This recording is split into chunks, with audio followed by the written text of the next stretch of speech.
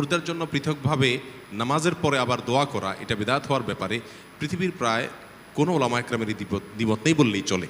এর কারণ হলো জানাজার যে সালাত, এই সালাতকে বলা হয় আস-সালাতু আলাল মাইয়িত। হাদিসের ভাষা হলো এটি হুবহু। আস-সালাতু আলাল মাইয়িত মানে হলো মৃত ব্যক্তির জন্য দোয়া করা। তাহলে আমরা এই সালাতে আল্লাহ সুবহানাহু ওয়া তাআলার প্রশংসা করে তারপরে দুরূদ পড়ে এরপরে আমরা মুর্দার জন্য দোয়া করছি আল্লাহুম্মা গফির লি হাইয়িনা ওয়া মাইয়িতিনা পুরাটা। তাহলে পুরা সালাতের আয়োজনটাই হলো এখানে মূলত দোয়ার জন্য, না রুকু আছে, না সিজদা আছে, না অন্য কোনো কিছু আছে। তাহলে সাধারণ সালাত নয়, বরং জানাজার সালাত বা জানাজার নামাজ এটি একটি দোয়ার অনুষ্ঠান। অতএব দোয়ার অনুষ্ঠানের পরে আবার নতুন করে দোয়া, এটার কোনো অর্থ হতে পারে না।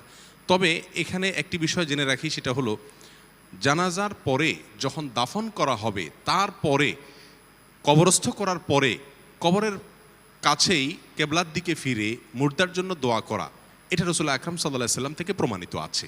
অর্থাৎ ওই জায়গাটা আমরা দোয়া করতে পারি, সেখানেও কোনো সম্মিলিত রূপ যেন পরিগ্রহ না করে, যার যার মতো করে মুর্দাকে আল্লাহ সুবহানাহু ওয়া তাআলার পক্ষ থেকে ফেরেশতারা যে প্রশ্ন করবেন কবরে, সেই প্রশ্নগুলো যা তার জন্য যেন সহজ হয়, সেই জন্য আল্লাহর কাছে দোয়া করা। নবী সাল্লাল্লাহু আলাইহি ওয়াসাল্লাম এভাবে নির্দেশ করেছেন, তোমাদের ভাইকে আল্লাহ সুবহানাহু ওয়া তাআলা যেন তার পরীক্ষা যেন সহজ নেন, তিনি যেন উত্তর দিতে পারেন কবরের প্রশ্নের জবাবে, সেজন্য তোমরা আল্লাহর কাছে দোয়া করে ইমানের উপরে তিনি যেন অটল থাকতে পারেন। অতএব সেটি প্রমাণিত, কিন্তু জানাজার নামাজের পরে কোনো দোয়া হাদিস দ্বারা প্রমাণিত নয়, এটি বিদআত। জাযাকুমুল্লাহু খায়রা। বারাকাল্লাহু ফিক।